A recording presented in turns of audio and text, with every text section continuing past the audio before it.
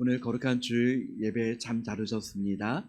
하나님의 크신 은혜와 축복이 우리 모든 성도님들 위해 충만하게 함께 하시길 예수님의 이름으로 축원합니다.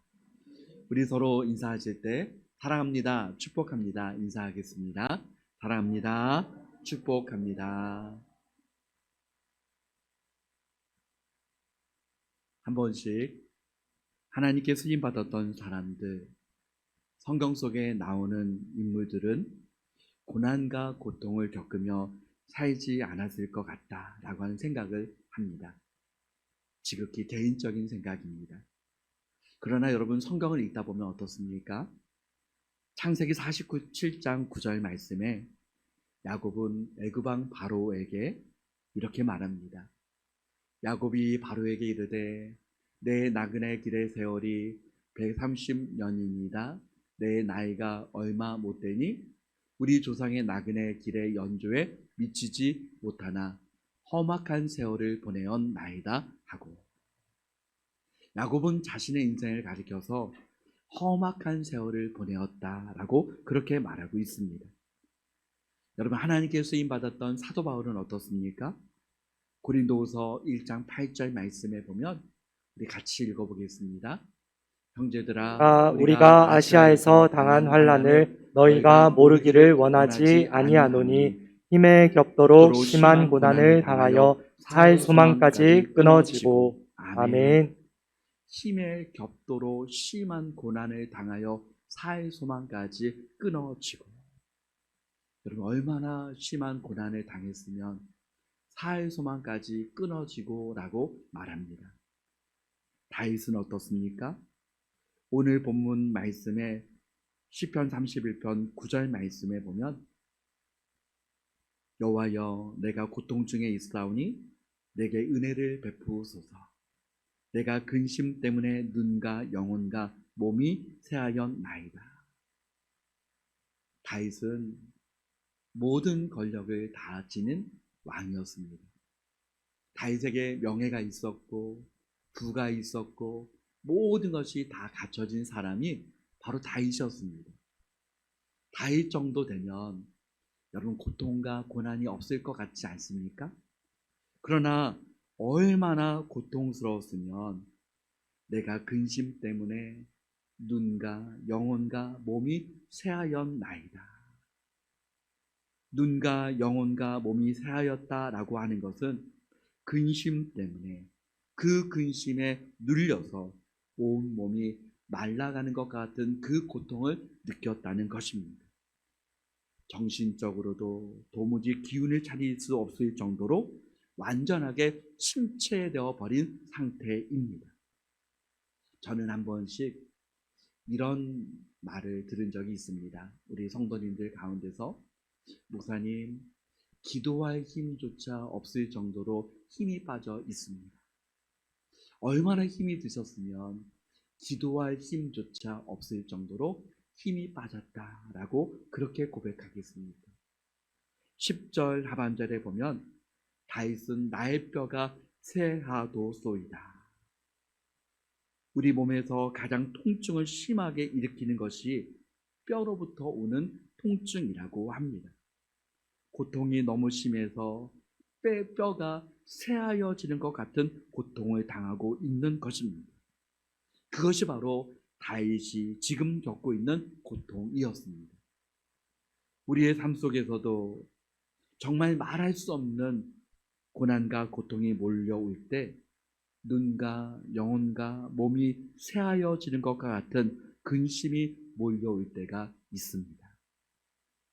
그러나 다윗은 시편 31편을 통하여서 우리에게 자신이 깨달았던 그 고통을 통해서 주시는 그 소중한 진리를 우리에게 가르쳐주고 있습니다. 다윗이 당했던 고통은 어떤 것이었습니까? 먼저는 자기 자신이 범했던 죄로 인하여서, 사울 왕으로 인하여서, 신하들로 인하여서, 자신에게 있던 삶의 환경들로 인하여서, 때로는 압살롬이라고 하는 사랑하는 자녀로 인하여서 많은 고통들이 그에게 있었습니다. 고통이라고 하는 그 단어는 참 쉬운 말이지만 그 고통의 터널을 통과하는 시간만큼은 그 고통은 말로 다 표현할 수 없을 만큼 힘이 듭니다. 그러나 그 고통의 터널을 통과하고 나서 다윗은 무엇이라고 말합니까? 고통 때문에 자신이 불행해지지 않았다라고 말합니다. 오히려 그 고통만이 주는 특별한 은혜가 있었다라고 그렇게 말합니다. 고난과 고통을 통과한 후에는 고통을 바라보는 시각이 달라집니다. 욥기 42장 5절을 다 같이 읽어봅니다. 내가 주께 대하여 귀로 듣기만 하였사오나 이제는 눈으로 주를 배움나이다. 아멘. 이제는 눈으로 주를 배움나이다. 고통과 고난에 대해서 새로운 시각이 열려지는 것입니다. 시편 119편 71절 말씀에는 고난당한 것이 내게 유익이라 이로 말미암아 내가 주의 율례들을 배우게 되었나이다. 고난당한 것이 오히려 내게 유익이 되었다.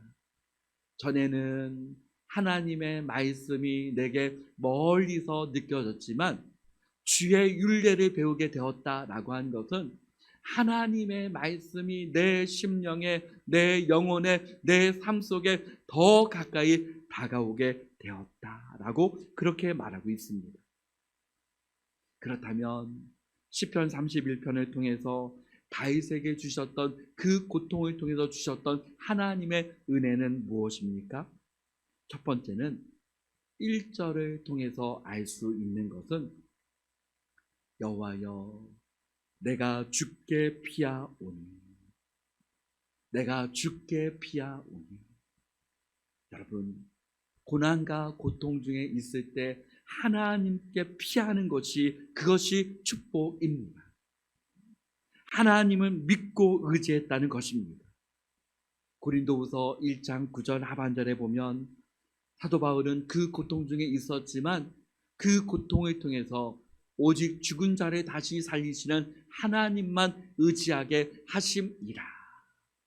그 고난과 고통을 통해서 오직 하나님만을 더 의지하게 되었다라고 말하고 있습니다. 견딜 수 없는 그 고통 때문에 오히려 하나님께 피하고 하나님을 의지하고 하나님을 향하여 달려나가는 것입니다. 그러므로 14절 말씀에 다윗은 이렇게 말합니다. 우리 14절을 한번 찾아서 읽어보겠습니다. 14절 말씀 시작.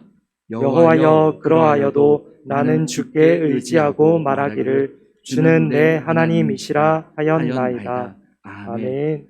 여호와여 그러하여도 나에게 이런 고통들이 나를 괴롭히고 있지만 여러분 13절 말씀에 보면 내가 무리의 비방을 들었으므로 사방이 두려움으로 감싸였나이다. 여러분, 사람은 강한 것처럼 보여지지만 무리의 비방을 들었으므로 그 사방이 두려움으로 감싸였나이다. 이와 같은 그 고통들이 나를 괴롭히지만 그럼에도 나는 주께 의지하였나이다. 나는 주님을 향하여 하나님만이 나를 도우실 뿐이라고 고백하고 있다라고 말합니다. 이것이 바로 주님께 피하는 사람들의 고백인 줄 믿습니다. 고통 중에 고난 중에 있을 때 복 있는 사람은 누구입니까? 시편 84편 12절 말씀에 다 같이 읽어봅니다. 만군의 여호와여 주께 의지하는 자는 복이 있나이다. 아멘. 주께 피하는 사람이, 주께 의지하는 사람이, 주님께 기도하는 사람이 복 있는 사람입니다. 하나님의 관심은 우리의 모든 삶에 관심을 가지고 계십니다. 그런데 그 특별하게 우리에게 관심을 가지시는 부분은 우리의 영혼의 관심을 가지고 계십니다. 우리의 영혼이 잘 되는 것이 하나님의 관심입니다. 그래서 욥의 고백은 이렇습니다. 욥기 23장 10절에 그러나 내가 가는 길을 그가 아시나니 그가 나를 단련하신 후에는 내가 순금같이 되어 나오리라. 하나님의 관심이 영혼에 집중되어져 있습니다. 그 고난을 통해서, 고통을 통해서 하나님은 정금같이 순금같이 나오도록 인도해 주십니다. 이런 말을 혹시 들어보신 적 있으십니까? 고통 없는 지옥. 고통이 없으면 천국이지 왜 지옥입니까? 사실 말도 안 되는 말인 것 같습니다. 그런데 폴 브랜드 박사는 이런 말까지 했습니다. 고통을 만드신 하나님께 감사하다. 왜냐하면 고통이 너무나도 힘들었지만 그 고통을 통해서 주신 유익이 너무 많이 있었기 때문이다. 뉴질랜드에 다녀오신 어느 분이 저에게 이런 말을 하신 적이 있습니다. 목사님, 뉴질랜드의 어느 섬에 가보았는데 날지 못하는 새가 있었습니다. 새는 날아야 하는데 새가 날지 못하는 것입니다. 여러분, 날지 못하는 새의 고통 아닙니까? 그 새가 원래부터 날지 못했던 것이 아니라 원래부터는 잘 날아다녔던 새입니다. 그런데 뉴질랜드 그 섬 안에 먹을 것이 풍부하고 천적이 없고 너무나도 환경이 좋으니 오랜 시간을 지나면서 점점 날 필요가 없었던 것입니다. 결국에는 자연스럽게 세월이 지나면서 날지 못하게 되어 버렸습니다. 제가 찾아보니 뉴질랜드뿐 아니라 날지 못하는 새가 전 세계에 40여 종이 된다고 합니다.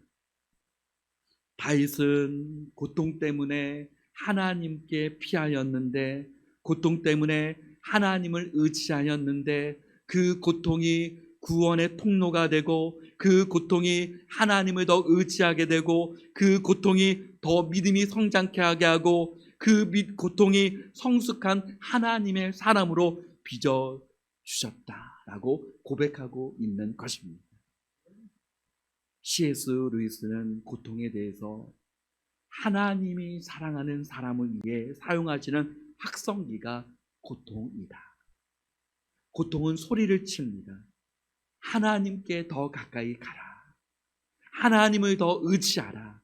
하나님께 귀를 기울이라. 하나님의 말씀을 통하여서 기도하게 되고 다시 한번 주님을 바라볼 수 있게 되고 다시 한번 다윗처럼 하나님께 피하나이다 고백하는 고난이 고통이 나에게 하나님의 선물로 다가오는 우리 모든 성도님들이 되시길 주님의 이름으로 축원합니다. 두 번째로 다윗은 시편 31편을 통해서 고백하는 그 믿음의 고백은 하나님께서 쌓아두신 은혜를 누릴 수 있게 한다는 것입니다. 고통이 하나님께서 쌓아두신 은혜를 누릴 수 있게 한다. 우리 19절을 한번 읽어보겠습니다. 19절 주를 두려워하는 자를 위하여 쌓아두신 은혜 곧 주께 피하는 자를 위하여 인생 앞에 베푸신 은혜가 어찌 그리 큰지요. 아멘. 고통 중에 있을 때에 우리는 알아야 합니다. 하나님께서 쌓아두신 그 은혜, 주께 피하는 자를 위하여 예비해 두신 은혜가 얼마나 큰지를 바라볼 수 있어야 합니다. 애굽에 흉년이 들었을 때, 전 세계적인 흉년이 찾아왔을 때를 대비해서 하나님은 요셉을 통해서 7년간의 그 흉년을 대비하게 하셔서 애굽에 있는 곡간이라고 하는 그 곡간을 다 양식으로 채워 놓게 하셨습니다. 전 세계적인 흉년을 준비케 하셨습니다. 그런데 요셉을 통해서 7년 동안 백성들을 먹이기 위해서 쌓아놓은 곡식보다 더 풍성한 은혜를 하나님께서 자기를 찾는 자들에게, 하나님의 자녀들에게 쌓아놓고 계시다는 사실을 믿음으로 바라보시기를 소원합니다. 다윗은 실제적으로 경험하고 고백하고 있습니다.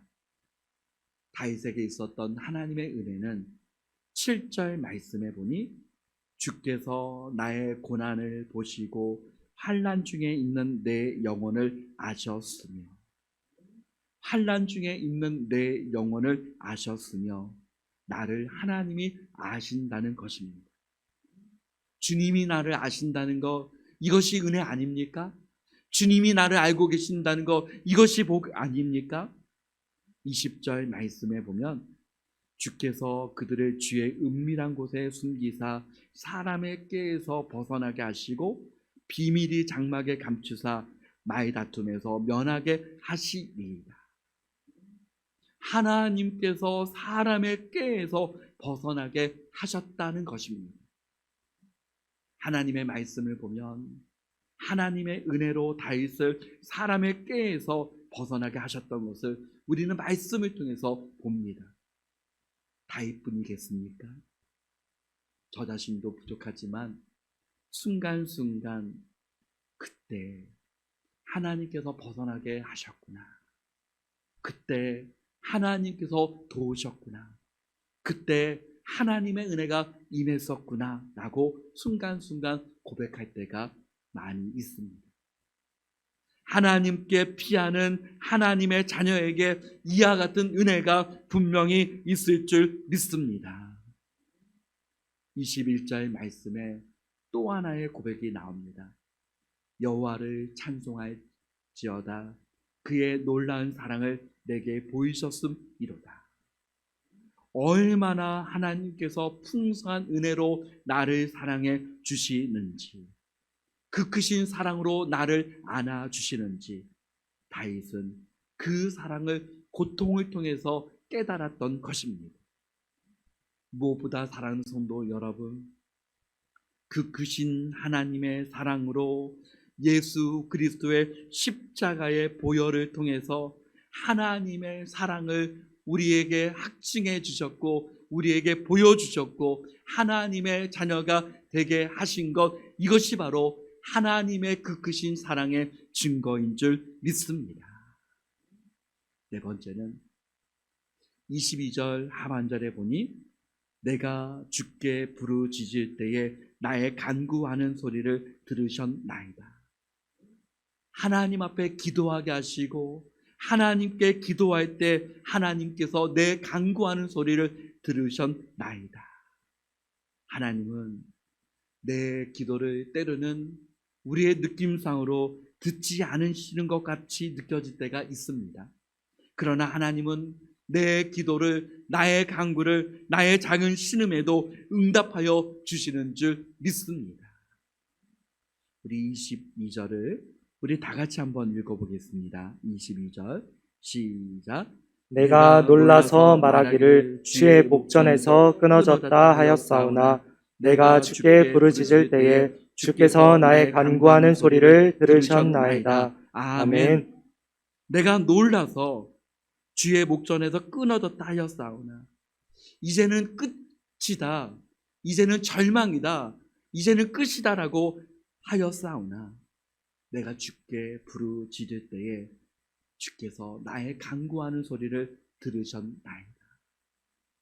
사랑하는 성도 여러분, 하나님께서 저와 여러분의 그 기도와 간구를 분명히 들어주십니다. 분명히 응답해 주십니다. 가장 중요한 것은 내가 주께 피하는 것입니다. 내가 주께 의지하는 것입니다. 내 발걸음이 믿음의 발걸음으로 옮기는 것입니다. 기도의 발걸음으로 옮기는 것입니다. 그러면 하나님께서 예비하신 그 은혜가 얼마나 큰지를, 우리 모두가 베푸신 은혜가 얼마나 큰지를 누릴 수 있고 경험할 수 있고 알 수 있다는 사실을 하나님은 말씀해 주셨습니다. 다윗은 이와 같은 은혜를 경험하고 외치고 고백합니다. 24절을 한번 읽어보겠습니다. 여호와를 바라는 너희들아 강하고 담대하라. 아멘. 고통이, 고난이 몰려오고 심한 환난이 있을 때 얼마나 우리의 삶이 위축되고 낙심되고 절망이 됩니까? 그러나 하나님의 이 은혜를 누리고 보니 여호와를 바라는 너희들아 강하고 담대하라. 하나님께 피하는 것이 얼마나 큰 은혜인지를 깨달았기 때문에 이와 같은 고백을 할 수 있는 줄 믿습니다. 우리 온 성도님들에게도 이와 같은 하나님의 은혜가 임하시길 예수 그리스도의 이름으로 축복합니다. 아멘. 오늘 우리에게 주신 말씀을 의지해서 기도하겠습니다. 하나님께서 내게 주신 그 은혜가 어찌 그리 큰지요. 순간 하나님 그 고통 때문에 절망할 수 있지만 하나님께 피하게 하여 주옵소서. 하나님을 바라보게 하시고 하나님을 더 의지하게 하시고 기도로 나아가게 하여 주옵소서.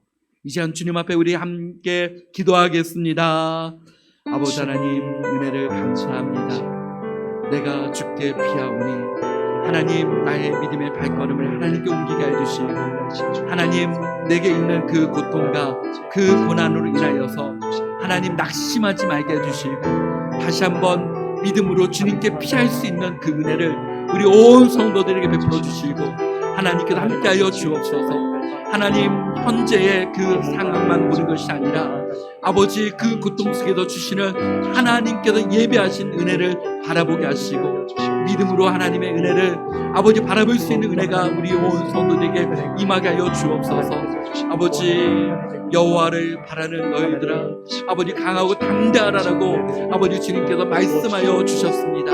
하나님 우리에게 강하고 담대한 믿음을 주시고 강하고 담대한 은혜를 주시고 하나님 안에서 강하고 담대한 주님의 자녀들 되게 하여 주셔서 우리에게 있는 아버지 하나님 그 고통과 고난과 환난보다 더 크신 하나님의 은혜를 바라볼 수 있도록 인도해 주시고 함께하여 주옵소서. 주님 감사합니다.